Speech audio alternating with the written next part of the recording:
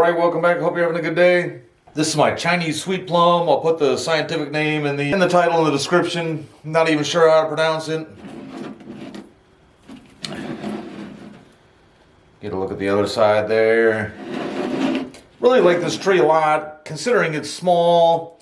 I have kind of decided on, as I get more material, I mean, unless it's cuttings I'm taking or something like that, or maybe just some kind of a species I'm just really interested in, which is actually where I got this one, but I have decided perhaps I'll start investing in a little bit better material to start with and everything, but I still do like this. For the size of it, this trunk actually has a ton of character, and I'm going to be repotting it today, so I'm sure you guys will even get a better look at it while I'm repotting it. As far as, I mean, the trunk even has a few spots you can see the light through, that it's where it's all hollowed out and everything. And for being such a small tree, I think it really does have some character. But I did get it, I got it 2 years ago, and it really is in some super light mix. I got it from Weigert's, and it was the last one they had there. Kind of a little sad looking. I got it 2 years ago, and the original plan would have been, you know, I meant to repot it last spring, but last spring I was so preoccupied by cleaning up from our stupid hurricane the previous fall, so I didn't really have time to do it. Now, I mean, like, you can even see this shoot here is new. These aren't, you know, I'm sure, I mean, they're tropical, and I'm sure, like, wherever the coldest range of these are, they're pretty much almost deciduous. But you can see the difference for me. These are the old leaves from, you know, last year, and then you can see some of these lime green leaves. There's a couple clusters of them over there. I mean, generally with deciduous trees, you want to get them potted at bud burst. This thing is kind of at its bud burst, excluding maybe this branch. But at the same time, technically it's a tropical, but I mean, that's kind of just a whole nother discussion there. I think sometimes that people consider their tropicals, they're indoor trees, which is fine for people up north and everything, but these are, you know, everything for me is outdoors. They say to repot in the summer for tropicals, but I actually do think that this bud break time is the best time even for us down here, except for maybe with the my Ficus microcarpa and maybe the bougainvillea. I've heard that they like to be repotted when it's hot out and everything. But before I repot it, I am going to go ahead and give it a good hard trim here. I'm going to prune it back for size some, and then also just try to get, I mean, this one's coming right out from the base. I think there's another one coming right with it. I think maybe I'd let that go at some point, trying to maybe thicken up the base, because I did see that hollow down there. That's where the hollow is. But I'm going to go ahead and nip that off, and then just, you know, the straight up growth, the straight down growth, and then also just try to, you know, like I said, size it down a little bit. Give the new roots less work to do right after the repot. Again, just look at the back side there before I start trimming here.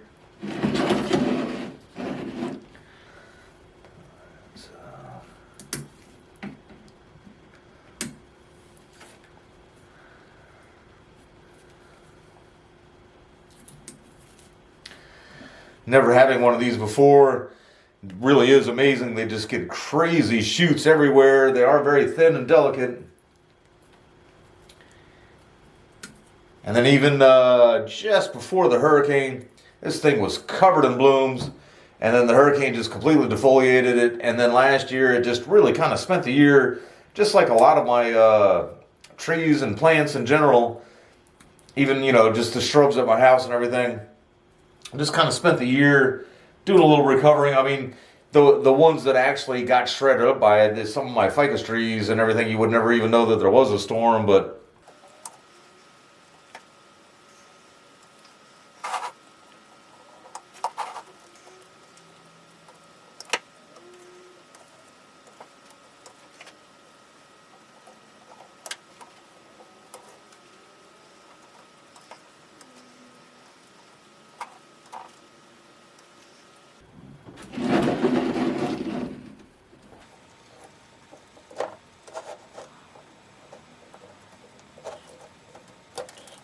alright, and I probably could have been using these smaller clippers all along. There was the one thick branch coming out of there. And actually that top branch there that I just cut,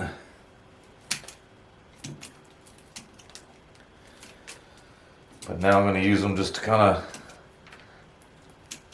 size it down a little bit. I see a lot of fresh growth coming out of some of it. This one seems a little dead. And then down here, so in a minute you'll see how it appears like it's got a couple live veins coming up around some deadwood. And then here at the end of one of the things that looks like a vein, if you will, 2 branches here. This one comes off the side, probably on a better spot. Not, there's no movement, so there's nothing great about it or anything. But it's smaller and it's under, say, this branch here. So it's under that, where this one kind of comes out to its own little dead space over here. Even though it's in an awkward spot, I do think because of the way it's twisting and everything, I think it won't be a bad one in the end. So I'm going to take out this one. Just they're coming out of the same spot, and I don't want them to become bar branches there. I wanted to keep the life going that way because it does actually get much skinnier and a little unhealthy, if you will, as it comes up this way.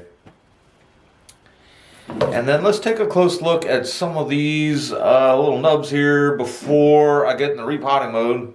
I'm getting so hard of seeing here, but this little nub here is where, the branch had originally, they've got a little bit, I'd say a little bit too exaggerating of a twist coming out, kind of the dreaded S-curve type of a thing. And then you can see here where this is a dead piece where it was going, and then a branch came off this way, this part died. And I'm just going to try to get it a little closer to the live stuff. I don't think that would have been big enough of a spot to try to make a little deadwood feature out of or anything.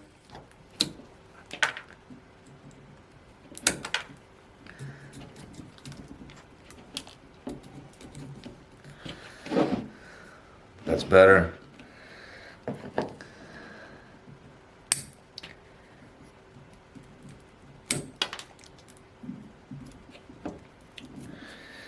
All right, and that's the stuff I want to look at on that side. And then over here, we've got kind of a little bit of a stub there.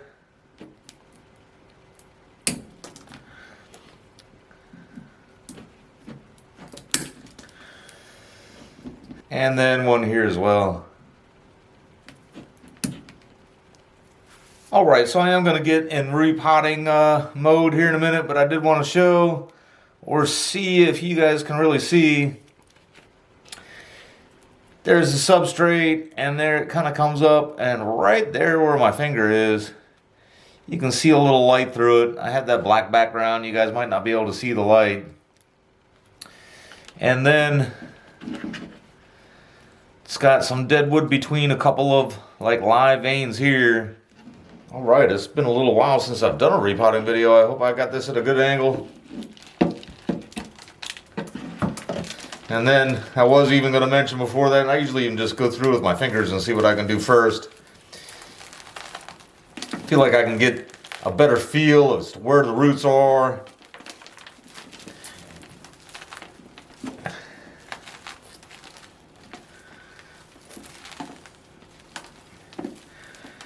And how they're arranged. Definitely a very light mix there that they had that in.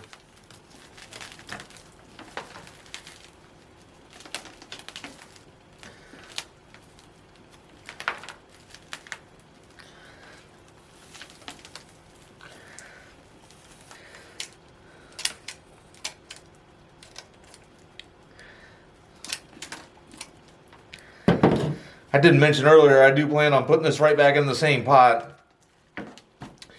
Just going to take out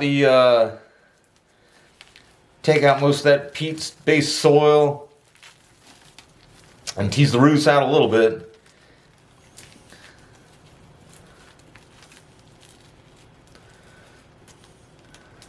Although I may check out just how big one of these rectangular pots are. I don't think it's big enough or quite ready enough. I haven't really done enough with the canopy to make it worthwhile putting it into a show pot of any sort, ceramic pot or anything like that. I'm still just growing it out. I mean, I'm thinking another 4, 5, 6 years before I try something like that with this pot, with this tree.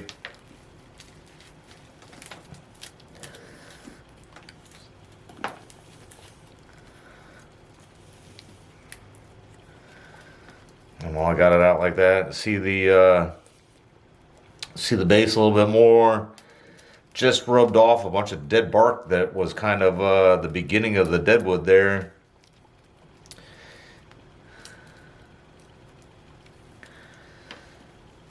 And then there's another spot with a little bit of, see one of the roots dropping down there. That's like a live vein, kind of, and also almost an exposed root.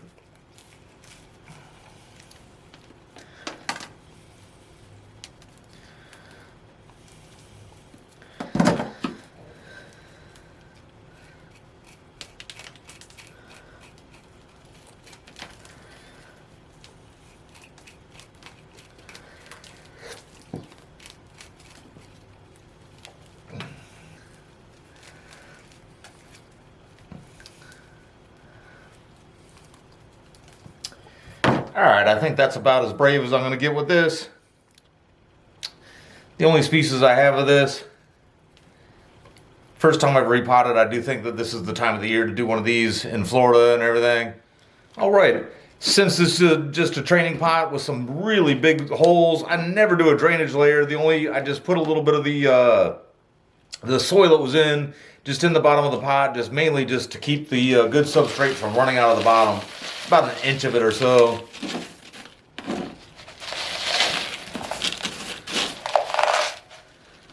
Alright, I'll be able to show a little bit better when I'm done. I'm also, now that I've kind of got it started back in there, I'm also going to change the angle a little bit. That had a hell of a turn coming right out of the substrate. But I would like that to just be up a little bit higher and a little more natural looking.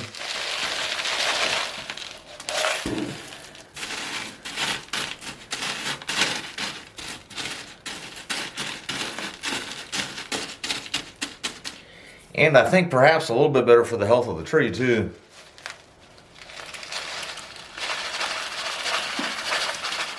My American chopstick here.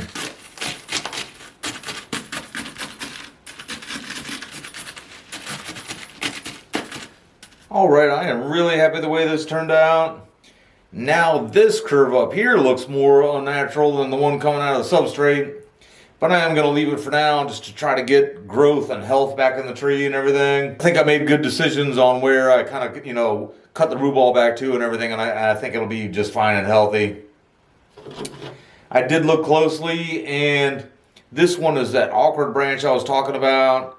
And I do want to keep it. I was talking about keeping it for the health of the tree. I still want to keep it, but I feel like it's awkward and a little too long too. And I don't really see a lot of buds up here. I do see some little fresh ones down here. So just again, make it a little bit smaller. And then another branch I want to keep for the health of the tree, but there's no budding going on way out here. But below that, it has a ton. So just also take that off.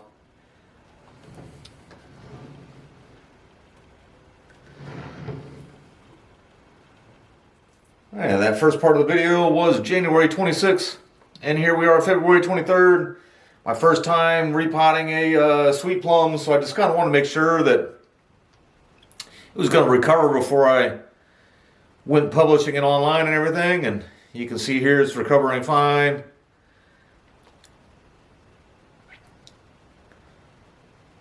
I'm sure I just said it in the other part of the video, but I really do like the little angle change I did on it. I have heard that these trees are very slow to thicken up, but I do think that once this thing does, it'll have a really interesting trunk. Hopefully I'm still around to see it.